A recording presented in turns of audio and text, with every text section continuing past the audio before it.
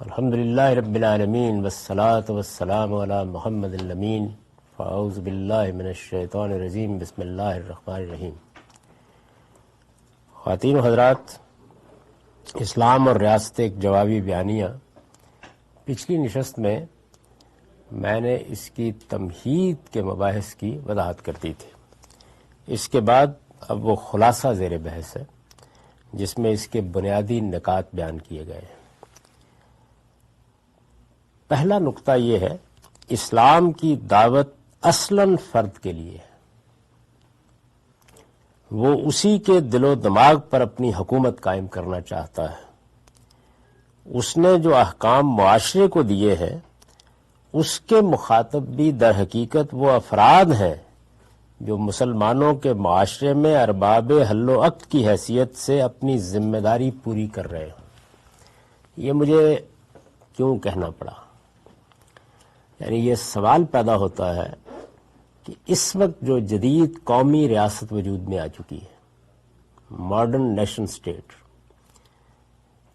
اس کے ساتھ مذہب کا تعلق مراکش سے انڈونیشیا تک زیر بحث ہے۔ اس وقت اگر آپ دیکھیں تو یہی کشمکش ہے جس سے ہم پاکستان میں بھی گزر رہے ہیں اور باقی دنیا کے ممالک میں بھی گزر رہے ہیں۔ مسلمانوں کا ماضی اس سے بالکل مختلف تھا، بلکہ دنیا کا ماضی بھی اس سے بالکل مختلف تھا۔ میں نے اس کی توضیحی مضامین میں جب اہل علم نے اس پہ تنقیدیں لکھی ہیں تو اس کے جواب میں جو مضامین لکھے اس میں تفصیل کے ساتھ یہ بتایا تھا کہ دنیا میں ریاست کس کس پہلو سے وجود پذیر ہوئی ہے۔ اس میں نے یہ عرض کیا تھا کہ ایک ریاست تو جزیرہ نما عرب کی ریاست ہے، اس کی نوعیت بالکل ہی منفرد ہے۔ اس میں اللہ تعالیٰ نے 4000 سال پہلے ایک فیصلہ کیا، اور وہ فیصلہ یہ تھا کہ اس خطے کو میں اپنے لیے خاص کر رہا ہوں۔ چنانچہ سیدنا ابراہیم علیہ السلام جب بابل پر اتمام حجت کرنے کے بعد وہاں سے نکلے، ان کی قوم پر عذاب آ گیا، تو جب وہ وہاں سے نکلے تو ان کو حکم دیا گیا کہ وہ اپنی اولاد کے ایک حصے کو، یعنی بنی اسحاق کو، جن کو اب عام طور پر بنی اسرائیل کہا جاتا ہے، ان کو کنعان میں آباد کرے، اور اس طرح فلسطین کا علاقہ یہ اللہ تعالیٰ اپنے لیے خاص کر رہا ہے۔ اس کی اپنی تفصیلات ہیں، وہ تورات میں بڑی وضاحت سے بیان ہوئی ہیں۔ دوسرا یہ تھا کہ بنی اسماعیل یعنی ذریت ابراہیم کا دوسرا حصہ، اس کے لیے جزیرہ نما عرب کو اللہ نے خاص کر لیا۔ یہ جب بات میں نے بیان کی ہے تو اس پر بعض اہل علم نے بڑے تعجب کا اظہار کیا، حتیٰ کہ مفتی منیب الرحمان صاحب نے جو اس سمن میں مضمون لکھا اس میں انہوں نے ابتدائی یہاں سے کی کہ یہ ایک ہمارے لیے بالکل نئی بات ہے، کسی صاحب علم کو معلوم نہیں۔ تو اس وجہ سے میں توجہ دلا رہا ہوں کہ یہ ایسا نہیں ہے۔ آپ شاہ ولی اللہ کی حجت البالغہ میں جہاد کا باب پڑھیں، اس میں انہوں نے باقاعدہ اس تقسیم کو بیان کیا ہے، اور اس میں بلاد عالم کی 2 قسمیں کر دی ہیں۔ ایک وہ جن پر مسلمانوں کی حکومت قائم ہے، باقی تو زیر بحث ہی نہیں ہے اس وقت ان کے لحاظ سے، اور ایک جزیرہ نما عرب جس کو اللہ نے اسلام کے لیے خاص کر لیا ہوا ہے۔ یہ بات بیان کیا انہوں نے، انہی لفظوں میں بیان کی ہے۔ تو ایک تو وہ ریاست ہے کہ اللہ نے اس ریاست کو، یعنی اس کے حدود اربع متعین ہے، وہ ایک جزیرہ نما ہے، اور عرب کے اس علاقے کو اپنے لیے خاص کر لیے۔ اس میں سیدنا ابراہیم علیہ السلام سے یہ کہا گیا کہ آپ میری توحید کا مرکز یہاں بنا دیں، بیت اللہ کی تعمیر کی گئی، اور ان سے دوسرا تقاضا یہ کیا گیا کہ وہ اپنے ایک بیٹے کو وہاں آباد کریں۔ تو جب قربانی کا واقعہ پیش آ گیا اور اس کے بعد سیدنا ابراہیم علیہ السلام نے ان کو وہاں جا کے آباد کر دیا، تو ایک لحاظ سے بنی اسماعیل کے وہاں پہ آباد ہونے، فروغ پانے، اور پھر نسل بعد نسل آگے بڑھنے کا موقع پیدا ہو گیا۔ بنی اسماعیل کو، یہ قربانی کے واقعے کے بارے میں میں نے لکھا بھی ہے اور بتایا بھی ہے کہ یہ واقعہ جس طرح ہمارے ہاں بیان کیا جاتا ہے یہ ایسے نہیں ہے۔ ابراہیم علیہ السلام سے جو تقاضا کیا گیا تھا وہ تقاضا اصل میں بیت اللہ کی تولیت کے لیے، اس کے نظم و نسق کو قائم رکھنے کے لیے اسماعیل کو وقف کر دینے کا تقاضا تھا۔ تو خواب میں عام طور پر حقائق کو تمثیل کے انداز میں دکھایا جاتا ہے، وقف کر دینا، نظر کر دینا، اسی کی حقیقت قربانی ہے، تو ان کو قربان کرتے ہوئے دکھایا گیا۔ مقصود گلے پر چھری پھروانا ابتدا ہی میں نہیں تھا، مقصد یہ تھا کہ وہ اپنے بچے کو خاص کر دیں، یعنی بیت اللہ کے لیے خاص کر دیں۔ تو انہوں نے جب اس کے اوپر بیان ہی جیسے خواب میں دیکھا تھا عمل کیا، تو اللہ تعالیٰ کہتے ہیں کہ قد صدقت الرؤیا، آپ نے تو خواب کو سچ کر دکھایا۔ یعنی اگرچہ یہ بڑا دل نواز واقعہ تھا اور سیدنا ابراہیم علیہ السلام کے اس اقدام کی اللہ تعالیٰ نے بڑی تحسین بھی کی، لیکن اصل مقصود اس سے یہ تھا۔ خواب میں حقائق ایسے ہی دکھائے جاتے ہیں، یعنی اس میں کوئی، جیسے کہ سیدنا یوسف علیہ السلام کا خواب قرآن نے بیان کیا ہے کہ انہوں نے 11 ستاروں کو اور سورج اور چاند کو اپنے سامنے جھکتے ہوئے دیکھا، تو اس کا مقصد کیا تھا؟ اس کا مقصد یہ تھا کہ ایک واقعہ پیش آنے والا ہے جس میں آپ کے بھائی اور آپ کے والدین آئیں گے اور یہی صورتحال اس وقت آپ اپنی آنکھوں سے دیکھ لیں گے۔ تو ایسا ہی معاملہ تھا۔ تو ایک ریاست وہ ہے، اس ریاست میں طے کر دیا گیا ہے کہ صرف مسلمان ہی آباد ہو سکتے ہیں، یعنی جو لوگ اللہ کو ماننے والے ہیں، اس سے پہلے بھی وہی تھے اور اس کے بعد محمد الرسول اللہ کے ذریعے سے اس کو پاک کرا لیا گیا۔ اس کے بارے میں احکام ہی بالکل مختلف ہیں۔ وہاں تمام معبد ختم کر دیے گئے، وہاں تمام بتکدے ویران کر دیے گئے، وہاں تمام تھان اور استان ڈھا دیے گئے، اور اس کو بالکل صاف کر کے یہ بیان کر دیا گیا کہ یہ اب اسلام کی ریاست ہے ہمیشہ کے لیے۔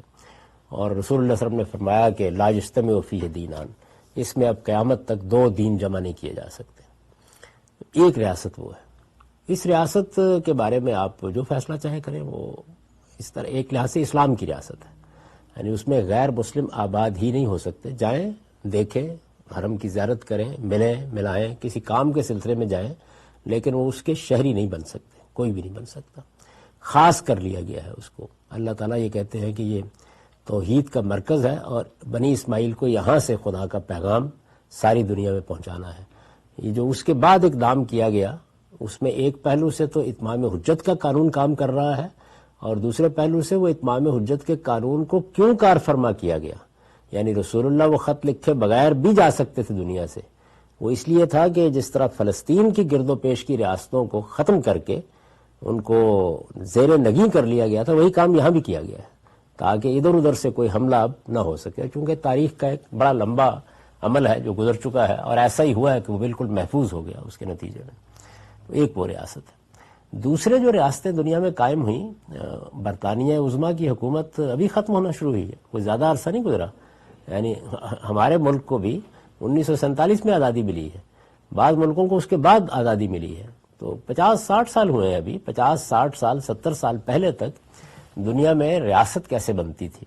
ریاست فتوحات سے بنتی تھی۔ یعنی کوئی قوم جب فیصلہ کر لیتی تھی کہ اس کو اتنی طاقت حاصل ہو گئی ہے تو حملہ کر دیتے تھے، اور حملہ کرنا بھی کوئی ایسی بری چیز نہیں سمجھی جاتی تھی، یعنی اس کی تدبیریں، طریقے مختلف ہوتے تھے۔ ایک بڑی طاقت، آپ دیکھیں جب ہم تاریخ پڑھتے تھے تو اس میں چنگیز خان کو بھی ہم فاتح عالمی کی حیثیت سے بیان کرتے تھے، اسکندر کو بھی اسی حیثیت سے پیش کیا جاتا تھا۔ مسلمان بھی بہت سے حملے کرتے رہے، تو اس کے نتیجے میں ریاستیں اس طرح نہیں بنتی تھی جیسے آج کی ریاستیں ہیں۔ یعنی اس ریاست میں تعلق حاکم اور محکوم کا ہوتا تھا۔ انگریز ہمارے حاکم تھے، ہم ان کی رعایا تھے۔ بالکل اسی طریقے سے عثمانی ترک حاکم تھے اور بہت بڑا علاقہ ان کی سلطنت میں شامل تھا۔ رومی سلطنت کا بھی بالکل یہی عالم تھا۔ تو میں نے اس کو بیان بھی کیا پھر ایک اگلے مضمون میں جو اخبارات میں چھپ چکا ہے، اس میں نے یہ بتایا تھا کہ یہ دوسری قسم کی ریاست ہے، اس کی سرحدیں فتوحات طے کرتی تھی۔ آپ قدیم تاریخ کو پڑھیں تو ہندوستان، کابل کبھی ہندوستان کا حصہ ہوتا تھا، کبھی نہیں ہوتا تھا۔ کبھی دریا آمو تک سلطنت پہنچ چکی ہوتی تھی، کبھی نہیں پہنچتی تھی، کبھی برما تک پہنچ جاتی تھی، کبھی سمٹ کے پیچھے آ جاتی تھی۔ تو یہ اصل میں اس بنیاد پر ریاست بنتی ہی نہیں تھی۔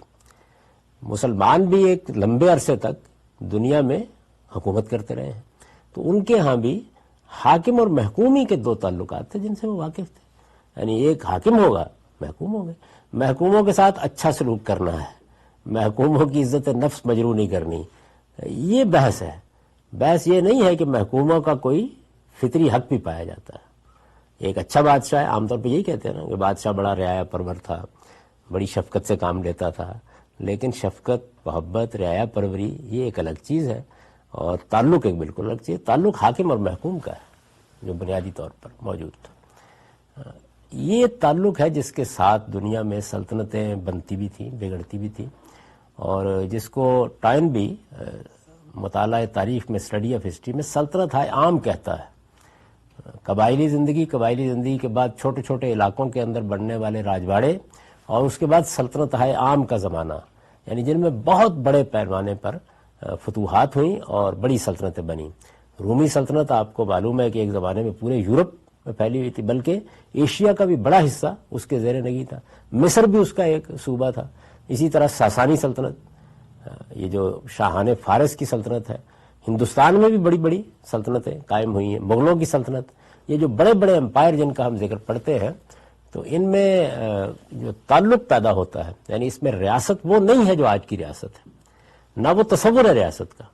اس میں تو آپ دیکھیے نا کہ اپنی زندگی کے کم و بیش 25-30 سال اورنگزیب نے گھوڑے پر گزارے، اس لیے کہ وہ دکن کا علاقہ جتنا تھا وہاں بغاوتیں ہوتی رہتی تھیں، تو وہ سلطنت کے دارالحکومت میں بیٹھ ہی نہیں سکتا تھا. اس وجہ سے زیادہ وقت اسی میں گزارا. زیر نگی رکھنا ہے، یعنی تعلق کی ایک ہی بنیاد ہے.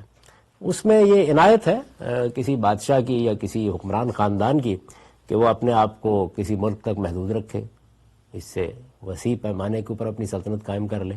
برطانیہ عظمیٰ کی سلطنت کے بارے میں لوگ کہتے ہیں نا سورج غروب نہیں ہوتا. اس وقت بھی آپ میں سے ہر شخص جانتا ہے کہ اس کے آثار ابھی تک دنیا میں کتنے غیر معمولی ہیں. برطانیہ عظمیٰ کے، یعنی ملکہ برطانیہ صرف برطانیہ ہی کی ملکہ نہیں ہے، وہ کینیڈا کی بھی ملکہ ہے، وہ آسٹریلیا کی بھی ملکہ ہے، ابھی بھی اسی طرح ہے. ابھی تک ہیڈ آف اسٹیٹ وہی ہے، یہ تو معلوم ہے نا. تو ایک لحاظ سے وہ ایک عظیم سلطنت تھی برطانیہ عظمیٰ کی جو قائم رہی. اب یہ امریکہ کتنا بڑا ملک ہے، لیکن بہرحال ایک بر اعظم میں ہے، تو ان کی سلطنت تو دنیا کے سارے بر اعظموں میں پھیلی ہوئی تھی. اس کو بھی انہوں نے آباد کیا ہے، آسٹریلیا کو بھی انہوں نے آباد کیا. تو آبادی کے لحاظ سے یا نو آبادیات قائم کرنے کے لحاظ سے بھی ایک بڑی سلطنت تھی. اس زمانے میں آپ اس سلطنت کو اسی طرح دیکھتے تھے. آپ بتاتے تھے کہ یہ اتنے ممالک ہیں جو اس سلطنت میں شامل ہیں، اتنی اقوام ہیں جو اس سلطنت میں شامل ہیں. تو سلطنت یا حکومت کا تصور حاکم اور محکوم سے بنتا تھا. سرحدیں اس کی فتوحات سے طے ہوتی تھی، یعنی آپ کہاں تک فتح کر سکتے ہیں، کتنے بڑے فاتح ہیں. برطانیہ عظمیٰ کے ہاں جب یہ سلسلہ شروع ہوا ہے، بلکہ اس سے پہلے آپ دیکھیں باقی یورپی اقوام میں بھی، مثال کے طور پر الجزائر تو فرانسیسیوں کے پاس رہا ہے، اسی طرح بہت سے علاقے ولندیزیوں کے پاس رہے ہیں. یہ ملیشیا، انڈونیشیا میں سب سے پہلے جو ہے وہ ولندیزی پہنچے ہیں. تو بہت سی اقوام نے ایک زمانے میں بڑی بڑی سلطنتیں قائم کی. مسلمانوں نے بھی قائم کی. مسلمانوں کی جو مغلیہ سلطنت تھی، ظاہر ہے اس کی یادیں اب تک لوگوں کو ہے. ادھر عثمانی ترک تھے، درمیان میں ایران میں صفویوں کی سلطنت تھی، شاہ اسماعیل صفوی نے جس کو قائم کیا. تو بڑی بڑی سلطنتیں جو اپنے حدود اسی لحاظ سے طے کرتی تھیں، اور کبھی وہ بڑھ جاتی تھیں، کبھی کم ہو جاتی تھیں، کبھی ان میں اضمحلال آ جاتا تھا. اسی سے لوگ واقف تھے، اسی سے واقف تھے. دور حاضر میں یہ پہلی جنگ عظیم کے بعد یہ صورت پیدا ہونی شروع ہوئی ہے. دوسری جنگ عظیم تک پہنچتے پہنچتے کم و بیش اس نے یہ شکل اختیار کر لی کہ ماڈرن نیشن سٹیٹ، جدید قومی ریاست کا تصور پیدا ہونا شروع ہو گیا. یہ جدید قومی ریاست جو ہے یہ دور حاضر میں پیدا ہونے والی ایک چیز ہے. اور اس میں بنیادی چیز کیا ہے؟ اس میں بنیادی چیز یہ ہے کہ جس طرح ان سلطنتوں کے حدود فتوحات طے کرتی تھیں، ان کا معاملہ ایک معاہدے کا سا ہے. برطانیہ عظمیٰ نے یا فرانس نے یا دوسری اقوام نے جو حکومت کر رہی تھی، انہوں نے بعض معاہدات کے تحت مختلف قوموں کو آزادی دینا شروع کر دی، اور بڑی حد تک ان کے حدود بھی طے کر دی. باقی کو الگ رکھیے، یہ معلوم ہے آپ کو کہ پاکستان کیسے وجود میں آیا ہے. ان کے حدود بھی طے کر دیے گئے. پاکستان کی ریاست بھی اصل میں برطانیہ عظمیٰ کے ساتھ کانگریس اور مسلم لیگ کے معاہدے سے وجود میں آئی ہے. اور کس اصول پر وجود میں آئی ہے؟ اس اصول پر وجود میں آئی ہے کہ اس معاہدے نے اس کی یہ سرحدیں طے کر دی ہیں، اور اس میں رہنے والے تمام لوگ اب برابر کے شہری ہیں. جدید قومی ریاست کی بنیاد یہ ہے. جب آپ ہندوستان کا آئین پڑھتے ہیں یا دنیا کی دوسری اقوام کے آئین پڑھتے ہیں تو اصل میں اسی اصول پر بن رہے ہیں. آئین کیا ہوتا ہے اس سے بھی لوگ واقف نہیں تھے. یعنی جو آخری بڑی سلطنت ہے برطانیہ عظمیٰ کی، اس کا تو ابھی بھی کوئی آئین نہیں ہے، کوئی دستور نہیں ہے. یعنی وہ اپنی روایات جو قدیم ہیں ان کے اوپر چل رہے ہیں. اور انہوں نے پوری دنیا پر حکومت کی. یہاں سورج غروب نہیں ہوتا تھا اس طرح کی، یعنی کوئی آئین کوئی دستور نہیں بنایا گیا تھا. ایک سلطنت ہے، چل رہی ہے، اس کی اپنی ٹریڈیشنز ہے، روایات ہے، اس کا اپنا قانون ہے، اس کی بنیاد پر پھیلتی بھی ہے، سمٹتی بھی ہے. کسی کو آزادی دے دی، کہیں اور قبضہ کر لی. ابھی بھی اگر آپ دنیا کا نقشہ اٹھا کے دیکھیں، بے شمار جزائر ہیں جن پر ابھی برطانیہ کا قبضہ ہے. ہانگ کانگ تو ابھی حال میں انہوں نے دیا ہے. اسی طرح کا معاملہ امریکہ کا ہے. بہت سے جزائر ہیں ہمارے وہاں ملیشیا تک کے قریب ہیں، جن جزائر میں آپ کو ان سلطنتوں کے آثار اسی طرح نظر آتے ہیں. ابھی بھی ان کا کنٹرول ہے بعض جگہوں کے اوپر، کہیں بالواسطہ ہے، کہیں بلا واسطہ ہے. بہت سی جگہوں پر ایسا ہے. حکومت کرنے کے طریقے بھی مختلف جگہوں پر مختلف اختیار کیے جاتے تھے.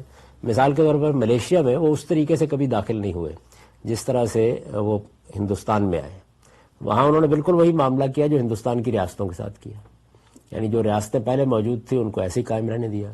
ایک بے آباد جزیرے پینانگ کو انہوں نے حاصل کیا اور وہاں پر ایک شہر آباد کیا کنگ جارج کے نام پر، جارج ٹاؤن کے نام سے.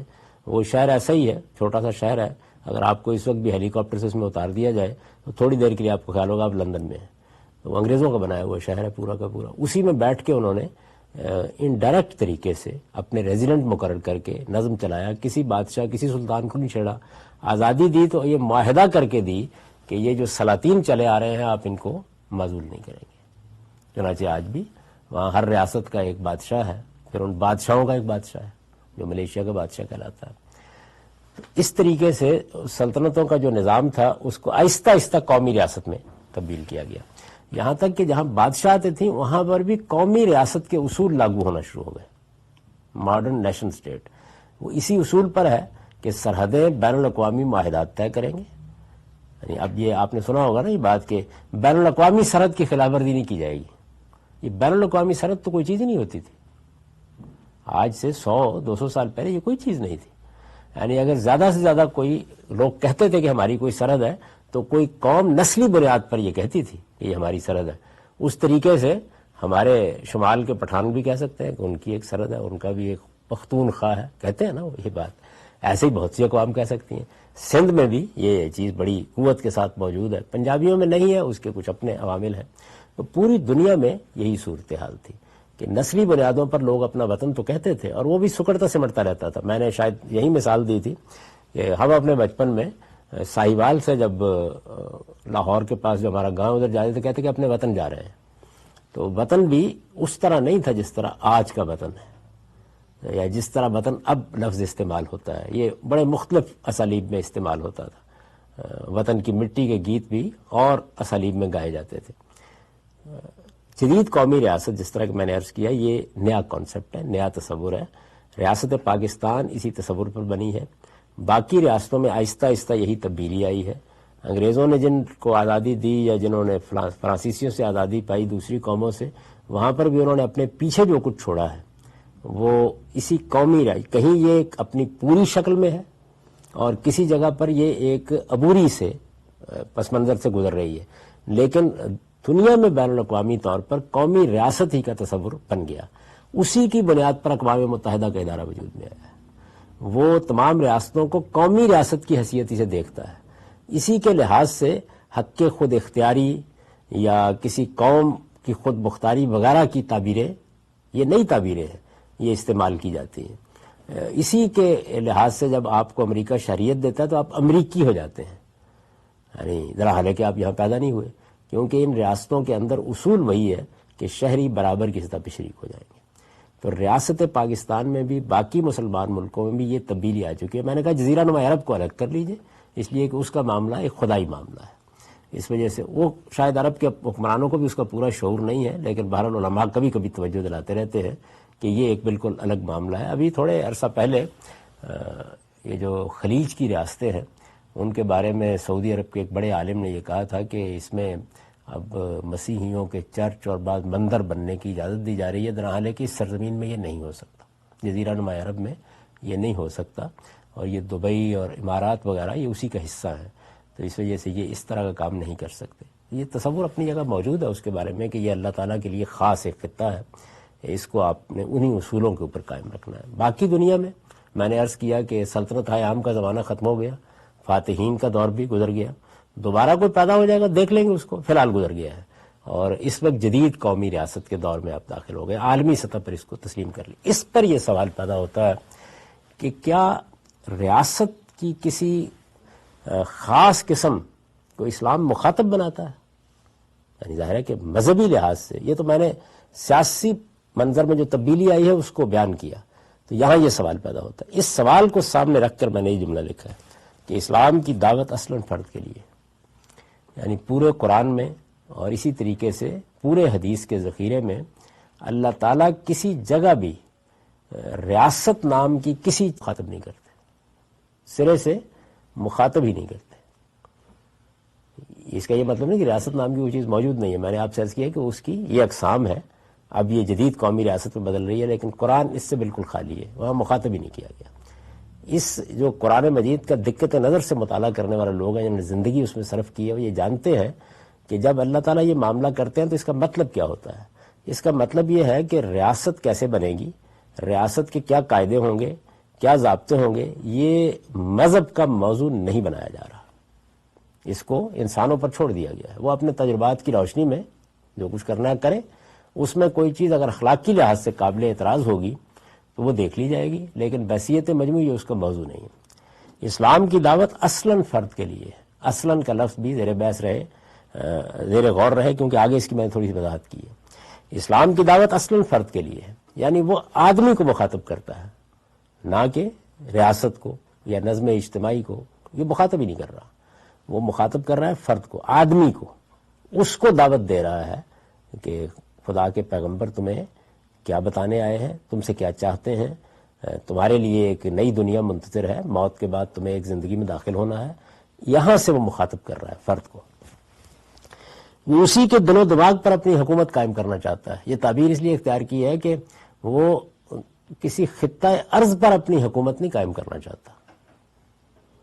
چاہتا نہیں، یعنی یہ اس کا مقصود نہیں ہے، وہ فرد کے دل و دماغ کو کہتا ہے کہ میری حکومت کو تسلیم کرو۔ یعنی قرآن مجید اللہ تعالیٰ کا تعارف کراتا ہے، آپ دیکھیں وہ چھوٹی سی سورہ جو آپ پڑھتے ہیں، قل اعوذ برب الناس ملک الناس الہ الناس، یعنی وہ کائنات کا رب بھی ہے، وہ معبود بھی ہے اور وہ بادشاہ بھی ہے، لیکن اس کی یہ بادشاہی وہ کس پر قائم کر رہا ہے؟ وہ مجھ پر قائم کر رہا ہے، آپ پر قائم کر رہا ہے، وہ میرا بادشاہ ہے، آپ کا بادشاہ جب میں اس کو مان لیتا ہوں۔ تو اس لحاظ سے وہ اسی کے دل و دماغ پر اپنی حکومت قائم کرنا چاہتا ہے۔ اس نے جو احکام معاشرے کو دیے ہیں، اصلاً کا لفظ کیوں استعمال کیا گیا کہ کچھ احکام معاشرے کو دیے گئے ہیں، یعنی ریاست بطور ایک اینٹیٹی کے تو مخاطب ہی نہیں ہے، معاشرے کو اس کی اجتماعی حیثیت میں۔ اب میں تھوڑی سی وضاحت کر دوں، دیکھیے افراد ہیں، فرد بحیثیت فرد جنگل میں کھڑا ہے، فرد نے ایک عورت کے ساتھ معاہدہ کر کے شادی کر لی، میاں اور بیوی کا رشتہ وجود میں آ گیا، بچے ہو گئے، ماں اور باپ کے رشتے وجود میں آ گئے، بہن بھائی کے رشتے وجود میں آ گئے۔ یہ خاندان ایک دوسرے کے ساتھ اپنی ضرورتوں کے لیے، چونکہ انسان محتاج اور محتاج رہ پیدا کیا گیا ہے، رب پیدا کرنے لگ گئے معیشت معاشرت میں، تو معاشرے کی بنیاد پڑنا شروع ہو گئی۔ اصل میں معاشرہ ہے جو بنیادی طور پر پھر بڑے تبدیلیوں کا باعث بنتا ہے، یا اس کے اثرات فرد پر اور فرد کے اثرات اس پر ہونا شروع ہو جاتے ہیں۔ تو معاشرے کو جو احکام دیے گئے ہیں اس کے مخاطب بھی در حقیقت وہ افراد ہیں، یعنی ایک معاشرے کی اجتماعی حیثیت ہے جو ریاست کی شکل میں نمودار ہوتی ہے، اس کو مخاطب ہی نہیں بنایا، لیکن معاشرے کو بحیثیت معاشرہ، بحیثیت جماعت کچھ احکام دیے گئے ہیں جو مسلمانوں کے معاشرے میں ارباب حل وقت کی حیثیت سے اپنی ذمہ داری پوری کر رہے ہیں۔ ان کے مخاطب کون ہیں؟ وہی کہ فرد اٹھا اور وہ شوہر بن گیا، بیوی بن گئی، فرد نے اگلا قدم اٹھایا، بچے پیدا کیے، وہ باپ اور ماں کے رشتوں میں آ گیا، بہن بھائی کے رشتوں میں آ گیا، اس نے آگے بڑھ کے جا کے منڈی بازار میں دکان کھول لی، تو معیشت کے معاملات فرد سے متعلق ہو گئے، اس سے وہ آگے بڑھا اور اس نے ایک معاشرہ قائم کر کے اس میں ایک نظم قائم کیا۔ یہ انسان کی فطری ضرورت ہے، تو جو لوگ نظم کو چلاتے ہیں انہیں ہماری قدیم اصطلاح میں ارباب حل و عقد کہا جاتا ہے۔ یہ ایک قبیلے میں بھی ہوں گے، یہ ایک غیر منظم سی ریاست میں بھی ہوں گے، اور یہ ایک منظم ریاست میں بھی ہوں گے، یعنی ایسے لوگ ہوں گے جو معاشرے میں یہ حیثیت اختیار کر لیتے ہیں کہ وہ اس کو چلا رہے ہوتے ہیں معاشرے کا۔ یہ اللہ تعالیٰ کا بنایا ہوا قانون ہے، اسی طریقے سے چلتا ہے، تو ان کو وہ مخاطب کرتا ہے۔ اس میں کیا ہوا؟ فرد کی حیثیت بدلی ہے، یعنی کوئی اسٹیٹ نہیں وجود میں آئی، ابھی فرد کی حیثیت تبدیل ہو گئی ہے، فرد نے شادی کر لی ہے، فرد نے بچے پیدا کر دیے ہیں، فرد نے نظم و نسق سنبھال لیا ہے، تو ان ساری حیثیتوں میں وہ مخاطب کرتا ہے. اس لیے وہ لفظ میں نے استعمال کیا تھا کہ اسلام کی دعوت اصلاً فرد کے لیے ہے. تو اس کا مطلب یہ نہیں ہے جیسے کہ بعض لوگوں نے اس کو پڑھنے کے بعد سمجھا کہ فرد کی حیثیتوں کو نظر انداز کر دیا گیا ہے. نہیں، فرد کی ساری حیثیتیں زیر بحث ہیں. وہ باپ کی حیثیت سے بھی مخاطب ہے، شوہر کی حیثیت سے بھی مخاطب ہے، بیوی کی حیثیت سے بھی مخاطب ہے، اس سے آگے بڑھ کر وہ ارباب حل و عقد یا سوسائٹی کو چلانے والوں کی حیثیت سے بھی مخاطب ہے. اسلام کی دعوت اصلاً فرد کے لیے ہے. وہ اسی کے دل و دماغ پر اپنی حکومت قائم کرنا چاہتا ہے. اس نے جو احکام معاشرے کو دیے ہیں اس کے مخاطب بھی در حقیقت وہ افراد ہیں جو مسلمانوں کے معاشرے میں ارباب حل و عقد کی حیثیت سے اپنی ذمہ داری پوری کر رہے ہیں. یعنی وہ اگر آپ کو کوئی احکام دیتا ہوا نظر آئے گا تو وہ ان لوگوں کو دے رہا ہے جو کسی معاشرے کا نظم، مسلمانوں کی کسی معاشرے کا نظم چلا رہے ہوں. اس پر پھر میں نے متفرع کر کے یہ بات بیان کی ہے کہ لہٰذا یہ خیال بالکل بے بنیاد ہے، بالکل بے بنیاد ہے، بیس لیس ہے کہ ریاست کا بھی کوئی مذہب ہوتا ہے. یعنی یہ بنیاد ہے جس کے اوپر پھر میں نے یہ کہا ہے کہ لہٰذا یہ خیال بالکل بے بنیاد ہے کہ ریاست کا بھی کوئی مذہب ہوتا ہے. یہ چونکہ اس کے مخاطب میری اپنی قوم کے لوگ ہیں جن کی میرے اوپر ذمہ داری عائد ہوتی ہے، تو اس وجہ سے اس میں پھر اسی کا حوالہ بھی دیا گیا ہے.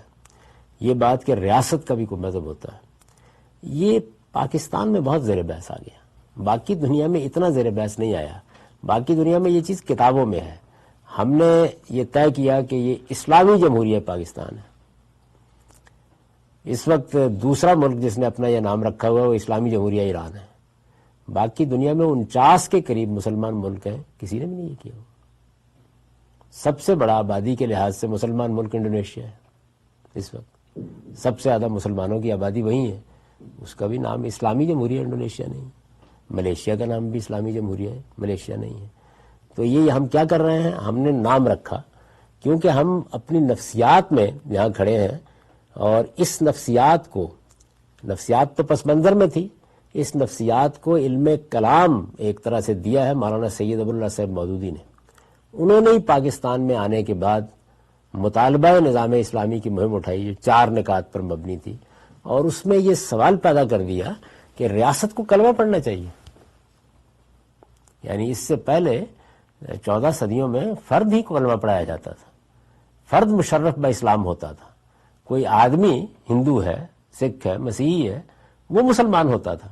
انہوں نے یہ ایک نیا تصور دیا کہ ریاست کو بھی کلمہ پڑھنا چاہیے. تو اس کا مطلب یہ ہے کہ ریاست کو اسلام نے اپنی دعوت پہنچانے کے لیے کوئی حکم دیا ہوا ہے. میں اس کی نفی کر رہا ہوں کہ ایسا کوئی حکم نہیں ہے. ریاست کو مشرف با اسلام نہیں ہونا.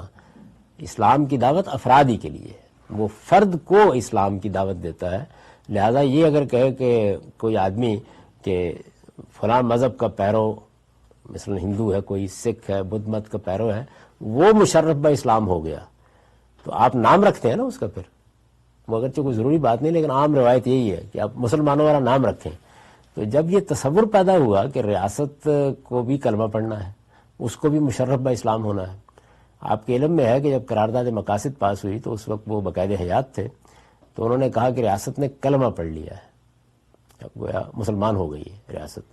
اس وجہ سے جو پہلے انہوں نے ایک فتویٰ دے رکھا ہوا تھا جو ایک استفتاء کے جواب میں کے عنوان سے چھپتا ہے کہ کوئی شخص اگر ڈاکخانے کی ملازمت بھی کرتا ہے، یعنی بڑی بےغرض سی ہے نا، خط پہنچانا ہے آپ نے، ڈاکخانے کی ملازمت بھی کرتا ہے تو وہ طاغوت کی ملازمت کرتا ہے. اس وجہ سے یہ جائز نہیں ہے. ہندوستان میں ان کا کہنا یہی تھا. اسی طرح سے وہ اس بات کو تسلیم کرنے کے لیے تیار نہیں تھے پاکستان بننے کے بعد کہ کوئی شخص پاکستان کی فوج میں بھرتی ہو سکتا ہے. یہ تو گویا طاغوت کے لیے لڑنے کے مترادف تھا. تو اس موقع پر پھر انہوں نے کہا کہ اب ریاست نے کلمہ پڑھ لیا ہے تو اب اس کے احکام بدل گئے ہیں، مسلمان ہو گئی. یہ بات سمجھ رہے ہیں نا، یہ بات اس سے پہلے اسلامی تاریخ میں کہیں زیر بحث ہی نہیں ہے. لوگ اس سے واقف ہی نہیں تھے. آپ کے علم میں ہے کہ موجودہ دور میں یعنی یہ جو اسلامی جمہوریہ ایران ہے، اس کے نام سے ہی آپ یہ اندازہ کر سکتے ہیں کہ اگرچہ ایک شیعہ ریاست وجود میں آئی ہے لیکن مولانا سید ابو اللہ صاحب مودودی کے اثرات وہاں بھی پوری طاقت سے پہنچے ہیں، ورنہ کہیں بھی نہیں ہے. یہ پھر اسی کے تحت امارت اسلامی افغانستان، تو وہاں بھی دیکھیے لفظ استعمال کیا گیا، امارت اسلامی، اسلامی جمہوریہ آپ نے استعمال کیا، انہوں نے امارت اسلامی کیا۔ اس سے پہلے جو یعنی یہ مولانا مودودی کے غلبے سے پہلے، یہ غلبہ ہوا ہے نا مولانا سید ولی اللہ مودودی صاحب کی، میں اس کا تعارف کرا چکا ہوں اس سے پہلے کی نشستوں میں بڑی تفصیل کے ساتھ، کہ کیسے امام غزالی اور ابن تیمیہ اور شاہ ولی اللہ کے بعد انہوں نے ایک عالمگیر سطح پر اپنا اثر پیدا کیا، اور اس میں لوگوں کی بات کرنے کے اسالیب بدل گئے، انہوں نے ان کی اصطلاحات کو اختیار کر لیا۔ یہ میں اس کی طرف توجہ دلا رہا ہوں کہ ان کے غلبے کے بعد، ان کے فکری غلبے کے بعد جو پوری دنیا پر ہوا ہے، اس کے بعد ایران میں انقلاب آیا تو اسلامی جمہوریہ ایران، ان کے اپنے ملک میں سیاسی عمل شروع ہوا تو اسلامی جمہوریہ پاکستان، طالبان نے حکومت قائم کی تو امارت اسلامی افغانستان، یعنی جمہوریہ کی جگہ امارت آ گئی۔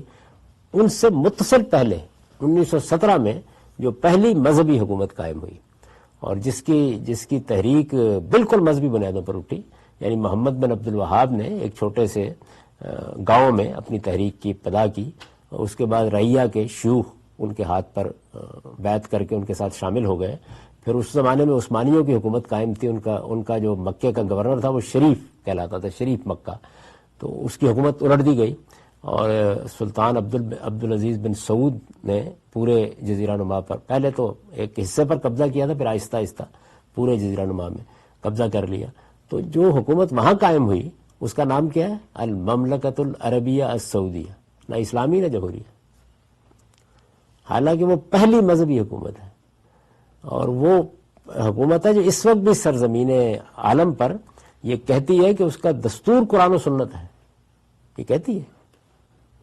جب آپ سوال کیا جاتا ہے کہ آپ کا دستور آئین کیا ہے تو کہتی ہے قرآن و سنت ہے، لیکن مملکت کا نام اس سے پہلے کی تاریخ میں آپ اطمینان کے ساتھ تاریخ پڑھ رہے ہوتے ہیں، سلطنت بنو امیہ، سلطنت بنو عباس، اندلس کی اموی حکومت، سلطنت عثمانیہ، ان میں سے کوئی بھی اسلامی جمہوریہ نہیں کسی میں۔ تو یہ مولانا سید ولی اللہ مودودی صاحب نے پہلی بار یہ تصور پیش کیا کہ ریاست کو بھی مشرف با اسلام ہونا ہے، ریاست اپنی جگہ ایک الگ شخصیت ہے، اور اس شخصیت کو بھی ہمیں اسلام کے تحت لانا ہے اور اسلام کا اس نے اقرار کرنا ہے، یہ انہوں نے تصور بیان کیا۔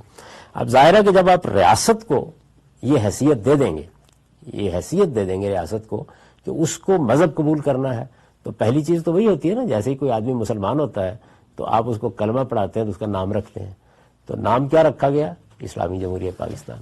اب جو کلمہ پڑھانے کا عمل ہے وہ بھی تو ہونا چاہیے نا۔ اگر کبھی آپ کسی جگہ جائیں اور کسی مولوی صاحب سے کہیں جی میں مسلمان ہونا چاہتا ہوں، تو وہ آپ کو وضو کرائے گا، کلمہ پڑھائے گا۔ تو پاکستان کی ریاست کو بھی کلمہ پڑھایا گیا، اس جو کلمہ پڑھانے کا عمل ہے وہ ہے قرارداد مقاصد، آبجیکٹو ریزولوشن۔ مولانا مودودی نے اسی حیثیت سے اس کو پیش کیا، اور جو دوسرے علماء تھے جن کے وہم و گمان میں بھی یہ چیزیں نہیں تھیں، وہ سب کے سب اسی کو اسلام کا اصل مقدمہ سمجھنے کے لیے مجبور ہو گئے، اس لیے کہ ایک عالمگیر سطح پر اثر و رسوخ رکھنے والی شخصیت نے ایک نئی انٹرپریشن کر دی۔ یہ میں اس سے پیچھے ذرا جا کے دیکھیں، جب میں یہ بیان کر رہا تھا کہ کیسے اثر ہوتا ہے، یعنی امام غزالی کیسے حکومت کر رہے ہیں آج تک مسلم ذہن کے اوپر، اور پھر شاہ ولی اللہ کا کیا اثر رسوخ ہے، تو اس اثر رسوخ میں مولانا سید ولی اللہ مودودی صاحب اپنا کردار ادا کر رہے ہیں، اور یہ کردار اس قریبی علاقے میں اتنے زوردار طریقے سے اس کے اثرات پھیلے ہیں۔ قرارداد مقاصد اسی مقصد کے لیے منظور کی گئی، اسی پر انہوں نے یہ کہا تھا کہ یہ اب ریاست میں کلمہ پڑھ رہی ہے، اگرچہ وہ اس کے نتائج سے کوئی بہت زیادہ پر امید نہیں تھے، لیکن انہوں نے کہا کہ چلیے کلمہ تو پڑھا ہے نا، یعنی اب یہ جو مسلمان ہو گیا یہ نماز پڑھتا ہے نہیں پڑھتا یہ بعد میں دیکھتے ہیں، ایک آدمی مسلمان تو ہو گیا نا، تو اس پہ اللہ کا شکر ادا کرنا چاہیے۔ بڑا خوبصورت جملہ انہوں نے کہا تھا اس کے بارے میں کہ قرارداد مقاصد ایک ایسی بارش ہے جس سے پہلے کوئی گھٹا نہیں اٹھی، جس کے بعد زمین پر کوئی روئیدگی، کوئی سبزہ نظر نہیں آیا۔ تو یہ تو ٹھیک ہے، لیکن بہرحال وہ بارش ہو گئی ہے، تو اس کو انہوں نے اس زمانے میں بیان بھی کیا تھا۔ تو قرارداد مقاصد کیا ہے؟ یہ در حقیقت ریاست کلمہ پڑھ رہی ہے، ریاست مسلمان ہو رہی ہے۔ اس کو پس منظر میں رکھیے اور پھر اس جملے کو سنیے۔ لہٰذا یہ خیال بالکل بے بنیاد ہے کہ ریاست کا بھی کوئی مذہب ہوتا ہے اور اس کو بھی کسی قرارداد مقاصد کے ذریعے سے مسلمان کرنے اور آئینی طور پر اس کا پابند بنانے کی ضرورت ہوتی ہے کہ اس میں کوئی قانون قرآن اور سنت کے خلاف نہیں بنایا جائے گا۔ یہ 3 کام ہم نے پاکستان میں کیے ہیں۔ یعنی پہلا کام کیا کیا ہے، یہ اسلامی جمہوریہ پاکستان ہے، اس کا نام رکھا ہے، اس کو کلمہ پڑھایا ہے قرارداد مقاصد کی صورت میں، اور پھر اس کے بعد اس کو پابند کر دیا ہے کہ دیکھو عزیزم تم مسلمان ہو گئے ہو، اب تم قرآن و سنت کے کسی قانون کی خلاف ورزی نہیں کر سکتے۔ یہ سارا عمل بالکل ایسے ہی ہوا ہے جیسے کہ کسی مسلمان آدمی پہ آپ کریں، یعنی ایک مسیحی آپ کے پاس آیا، اس نے کہا کہ میں مسلمان ہونا چاہتا ہوں، تو آپ یہ تینوں کام کریں گے نا، کلمہ پڑھائیں گے، مشرب اسلام کریں گے، اس کا اسلامی نام رکھیں گے، اور اس کے بعد اس کو اگلی بات کیا کہیں گے، یہی کہیں گے کہ دیکھو اب تم نے قرآن و سنت کے کسی حکم کی خلاف ورزی نہیں کرنی۔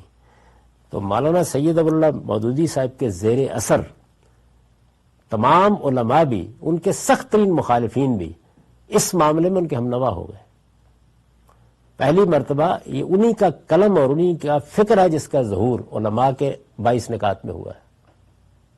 31 علماء کے 22 نکات ہیں نا، جو قرارداد مقاصد سے پہلے مرتب کیے گئے تھے، یعنی اس میں سید سلیمان ندوی صاحب کی قیادت میں 31 بڑے علماء اکٹھے ہوئے، جس میں مولانا سید ابو اللہ صاحب مودودی بھی تھے، اور یہ جو 22 نکات ہیں یہ کم و بیش انہی کے قلم کا نتیجہ ہے۔ ایک لحاظ سے وہ علماء کو بھی اس کا قائل کرنے میں کامیاب ہوئے، اس کو ایک باقاعدہ جہت عطا کرنے میں بھی کامیاب ہوئے۔ شروع میں جب انہوں نے یہ بات کہنی شروع کی تو اس کے خلاف بڑا شدید رد عمل تھا۔ ایک بروہی جو بعد میں پاکستان کے بڑے وکلاء میں جن کا شمار ہوتا تھا، جو بعد میں ان کے بہت معتقد ہو گئے، تو سب سے پہلے جب انہوں نے یہ مہم شروع کی مطالبہ نظام اسلامی کی، ریاست کو کلمہ پڑھنا چاہیے، اس مہم کا خلاصہ یہی تھا کہ ریاست کو مسلمان ہونا چاہیے، تو انہوں نے اس موقع کے اوپر مولانا سید ابو اللہ مودودی صاحب پہ شدید تنقید کی تھی، لیکن پھر آہستہ آہستہ ان کی یہ بات مانی جانے لگ گئی، یہاں تک کہ یہ ایک مانی ہوئی مسلمہ بات بن گئی۔ اور اس وقت بھی آپ دیکھتے ہیں کہ جیسے ہی میں نے اس کو ایک سوئچ وہی ہے نشتر لگایا ہے، تو میرے اپنے قریبی دوست احباب، ان کے لیے بھی ایک حادثہ تھا کہ یہ کیا کر دیا ہے، یک بے یک کیا بات کہہ دی ہے۔ تو یہ کام وہ کر چکے ہیں، اس زوردار طریقے سے کر چکے ہیں۔ اس پر میں یہ تبصرہ کر رہا ہوں کہ یہ خیال بالکل بے بنیاد ہے، بیس لیس ہے کہ ریاست کا بھی کوئی مذہب ہوتا ہے۔ اس کا مطلب یہ ہے کہ وہ کہتے ہیں کہ ریاست کا مذہب ہوتا ہے، میں یہ کہتا ہوں کہ یہ بیس لیس خیال ہے، بے بنیاد خیال ہے، اس کی کوئی بنیاد قرآن حدیث میں موجود نہیں ہے۔ دوسری بات، اس کو کلمہ پڑھا کے مسلمان کرنا ہے، میں یہ کہتا ہوں کہ نہیں، اسلام کا مخاطب فرد ہے، کسی ریاست کو کوئی کلمہ نہیں پڑھنا، اس کی کوئی ضرورت نہیں ہے، یہ ایک بےمانی کام ہے۔ اس کا مطلب کیا ہے، کیا کہہ رہے ہیں آپ، یہ بات ہی سمجھ میں نہیں آتی۔ یعنی ریاست 2 ہی چیزوں کا نام ہوگی نا، یا ایک خطہ ارض ہوگا تو زمین کلمہ پڑے گی، یا افراد ہوں گے جو اس میں رہتے ہیں تو سارے افراد کلمہ پڑھیں گے، بدھ مت کے پیرو کدھر جائیں گے، ہندو کدھر جائیں گے، سکھ کدھر جائیں گے، پڑھ لیا کلمہ انہوں نے، تو یا افراد کو کلمہ پڑھائیے سب کو، وہ جزیرہ نما عرب میں تو پڑھا دیا اللہ تعالیٰ نے، اور یا زمین کو کلمہ پڑھائیے، تو یہ کیا تصور ہے۔ اب اس کے بعد جو کچھ وجود میں آیا ہے، ریاست پھر کس چیز کا نام ہے، کس کو کہہ رہے ہیں آپ ریاست؟ لیکن بہرحال انہوں نے اپنے زوردار قلم سے، اپنی زوردار شخصیت سے یہ انقلاب برپا کر دیا، مذہبی فکر میں ایک انقلاب برپا کر دیا کہ نہیں، ریاست جو ہے اس کو بھی مسلمان ہونا ہے، اس کو بھی کلمہ پڑھنا ہے، اس کا بھی ایک اسلامی نام رکھا جانا ہے، یعنی یہ بڑا ضروری ہے کہ اس کا نام اسلامی نام رکھا جائے۔ یہ اگر پہلے سے اس کا نام جان تھا تو یہ تبدیل کرنا پڑے گا، یہ نہیں ہو سکتا۔ پاکستان تو نام رکھا جا چکا تھا، تو انہوں نے کہا کہ نہیں، پھر اس سے پہلے جیسے بہت سے لوگ ہیں نا، تو وہ اپنا وہ پرانا نام بھی برقرار رکھتے ہیں، اس کے شروع میں کوئی ایک آدھ اسلامی علامت بھی لگا لیتے ہیں، تو انہوں نے یہ تجویز کیا کہ اسلامی جمہوریہ پاکستان۔ لہذا یہ خیال بالکل بے بنیاد ہے کہ ریاست کا بھی کوئی مذہب ہوتا ہے اور اس کو بھی کسی قرارداد مقاصد کے ذریعے سے مسلمان کرنے اور آئینی طور پر اس کا پابند بنانے کی ضرورت ہوتی ہے کہ اس میں کوئی قانون قرآن و سنت کے خلاف نہیں بنایا جائے گا۔ جب میں نے لکھا ہے، اس کے بعد جو تنقیدیں ہوئی ہیں اوپر سے لے کے نیچے تک پڑھ لیجیے، ان میں یہ بنیاد جب میں نے چیلنج کر دی ہے تو کچھ بھی نہیں کہا جا سکا۔ یعنی جو باتیں لوگ پیش کر رہے ہیں وہ کیا ہے، وہ دین کے وہ احکام ہیں جو اصل میں مسلمانوں کو دیے گئے، ارباب حل و عقد کو، کوئی ریاست سے متعلق چیز نہیں۔ لیکن مولانا مودودی کا سحر ہے کہ جس کے نتیجے میں لوگ اس خلط مبس میں بھی جی رہے ہیں اور بڑی طرح مطمئن ہے کہ یہ تو ہم نے بڑا ٹھیک کام کیا ہے، بہت اعلیٰ کام کیا ہے۔ پھر میں نے اس پر ایک چھوٹا تبصرہ کیا ہے اس میں آگے، یہ خیال جن لوگوں نے پیش کیا، ظاہر ہے کہ اشارہ انہی کی طرف ہے یہ خیال جن لوگوں نے پیش کیا اور اسے منوانے میں کامیابی حاصل کی ہے، وہ کہتے ہیں، مولانا مودودی بھی کہتے تھے اور ان کے بعد ان کی جماعت کے لوگ بھی کہتے ہیں کہ یہ ہمارا سب سے بڑا کارنامہ ہے جو ہم نے انجام دیا۔ لوگ کہتے ہیں کہ ہم اقتدار تک نہیں پہنچ سکے، لیکن ہم نے تو اصل میں اس پوری کی پوری ریاست کے اندر بہت بڑی فکری تبدیلی پیدا کر دی، اس میں ہم کامیاب رہے ہیں۔ یہ خیال جن لوگوں نے پیش کیا اور اسے منوانے میں کامیابی حاصل کی ہے، انہوں نے اس زمانے کی قومی ریاستوں میں، قومی ریاست اس سے پہلے نہیں پائی جاتی تھی، اس زمانے کی قومی ریاستوں میں، نیشن سٹیٹس میں مستقل تفرقے کی بنیاد رکھ دی، مستقل تفرقے کی بنیاد رکھ دی، اور ان میں بسنے والے غیر مسلموں کو یہ پیغام دیا ہے کہ وہ در حقیقت دوسرے درجے کے شہری ہیں۔ یعنی جس وقت آپ نے یہ فیصلہ کیا کہ ریاست نے کلمہ پڑھ لیا ہے، جب یہ فیصلہ کیا کہ اس کا نام اب مسلمانوں والا رکھ دیا گیا ہے، اور اس کو یہ کہا، ریاست کو کہا، آدمی کو نہیں، ریاست کو کہا کہ دیکھو عزیزہ، تم نے قرآن و سنت کے کسی حکم کی خلاف ورزی نہیں کرنی، تو آپ نے در حقیقت غیر مسلموں کو جو اس میں رہتے تھے یہ پیغام دیا ہے کہ وہ در حقیقت دوسرے درجے کے شہری ہیں۔ یہ سبھی مانتے ہیں، دل سے یہی سمجھتے ہیں۔ مولانا سید ابوالعلا صاحب مودودی بھی اس سے خوب واقف تھے، ہر آدمی واقف تھا، لیکن یہ بات، یہ دوسرے درجے کے شہری ہیں غیر مسلم، موجودہ زمانے میں کہتے ہوئے بہت ڈر لگتا ہے لوگوں کو۔ تو ایک مرد کلندر تھا جو پوری شان کے ساتھ یہ کہتا ہوا دنیا سے رخصت ہوا، آپ کے علم میں ہوگا، ڈاکٹر اسرار احمد صاحب۔ آپ یاد کریں کہ جس وقت ایک پروگرام ہوا کرتا جواب دے، اس میں افتخار احمد صاحب نے یہ نازک سوال ان سے پوچھ لیا تھا۔ باقی لوگوں سے پوچھا جائے تو مانتے سبھی ہیں، لیکن وہ آئیں بائیں شائیں کرتے ہیں۔ انہوں نے کہا ہاں میں یہ کہتا ہوں کہ غیر مسلم دوسرے درجے کے شہری، سیکنڈ کلاس سٹیزن، پورے زور کے ساتھ۔ میں نے داد دی کہ آپ کی بات سے اختلاف کیا جا سکتا ہے، لیکن آدمی میں یہ جرت تو ہونی چاہیے کم سے کم، جو مانتا ہے۔ کہا انہوں نے ان میں بسنے والے غیر مسلموں کو یہ پیغام دیا ہے کہ وہ در حقیقت دوسرے درجے کے شہری ہیں، جن کی حیثیت، یعنی اب جب آپ نے ریاست کو کلمہ پڑھا دیا اور اس کا نام بھی رکھ دیا، مسلمان کر لیا اس کو، اور اس کو پابند بھی کر دیا کہ تم نے سنت کے کسی حکم کی خلاف ورزی نہیں کرنی، تو اب اس کے بعد وہ جو دوسرے درجے کے شہری ہیں، جن کی حیثیت زیادہ سے زیادہ، اب حیثیت کیا ہے ان کی اس ریاست میں، ایک محفوظ اقلیت، پروٹیکٹڈ مائنورٹی کی ہے، یعنی وہ برابر کے شہری نہیں رہے۔ ریاست میں جو ان کو حیثیت جدید ریاست کا کانسیپٹ دے رہا تھا وہ ختم ہو گئی، اس کے بعد وہ اب دوسرے درجے کے شہری ہیں، اور ان کی حیثیت ایک پروٹیکٹڈ مائنورٹی کی ہے۔ تو میں نے لکھا ان میں بسنے والے غیر مسلموں کو یہ پیغام دیا ہے کہ وہ در حقیقت دوسرے درجے کے شہری ہیں، جن کی حیثیت زیادہ سے زیادہ ایک محفوظ اقلیت، پروٹیکٹڈ مائنورٹی کی ہے، اور ریاست کے اصل مالکوں سے، اصل مالک کون ہے؟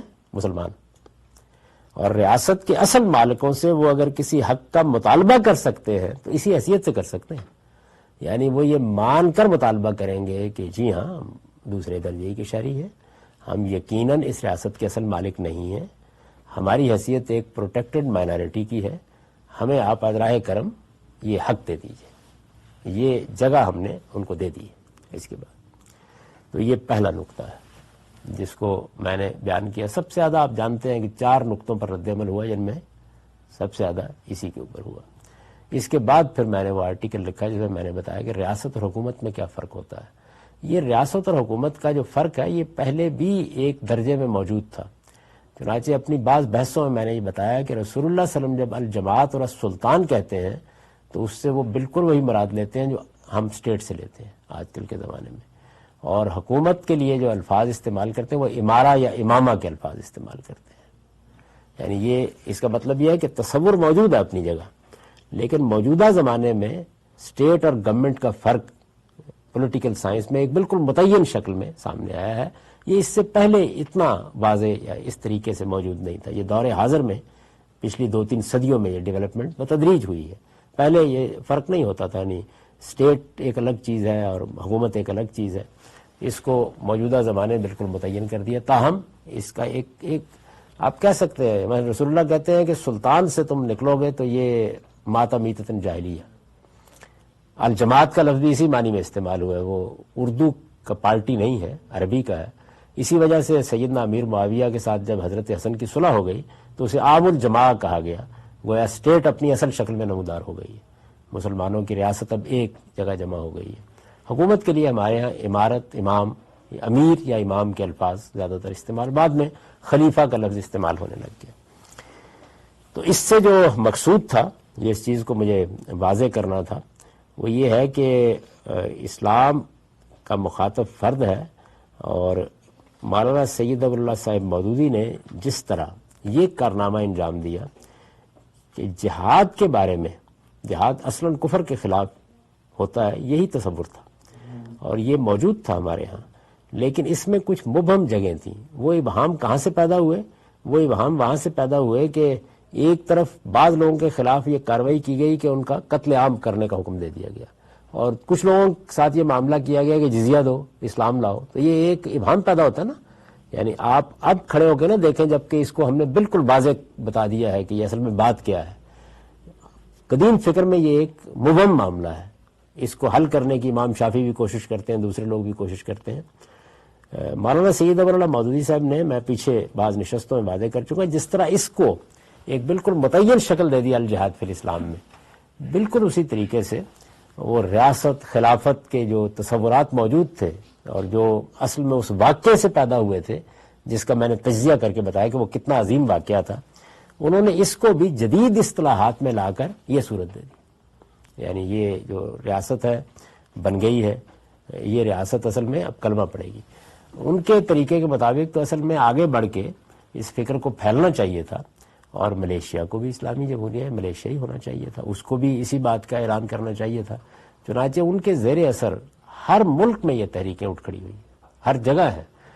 مصر میں جب اخوان کی حکومت قائم ہو گئی تو آپ جانتے ہیں کہ جو پہلے اقدامات کیے گئے وہی کیے گئے.